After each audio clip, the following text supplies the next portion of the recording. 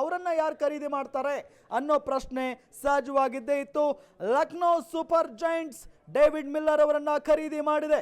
7.5 ಕೋಟಿ ರೂಪಾಯಿ ಮೊತ್ತಕ್ಕೆ Lucknow super Giants David Miller ಅವರನ್ನ ತಮ್ಮ ತೆಕ್ಕೆಗೆ ಹಾಕಿಕೊಳ್ಳುವಲ್ಲಿ ಯಶಸ್ವಿಯಾಗಿದೆ. ಡೇವಿಡ್ ಮಿಲ್ಲರ್ ಮೊದಲು ಗುಜರಾತ್ ಫ್ರಾಂಚೈಸಿಯಲ್ಲಿದ್ದರು. ಅದಾದ ನಂತರ ಅವರನ್ನು ರಿಟೈನ್ ಮಾಡಿಕೊಳ್ಳಲಿಲ್ಲ ಗುಜರಾತ್ ಫ್ರಾಂಚೈಸಿ. ಅದಾದ ನಂತರ ಇವತ್ತು Lucknow super Giants David Miller ಅವರನ್ನು ತಮ್ಮ ತೆಕ್ಕೆಗೆ ಹಾಕಿಕೊಂಡಿದೆ. ಅವರನ್ನು ಯಾರು ಖರೀದಿ ಮಾಡ್ತಾರೆ ಅನ್ನೋ ಪ್ರಶ್ನೆ ಸಹಜವಾಗಿದ್ದೇ ಇತ್ತು. Lucknow super Giants David Miller ಅವರನ್ನು ಖರೀದಿ ಮಾಡಿದೆ.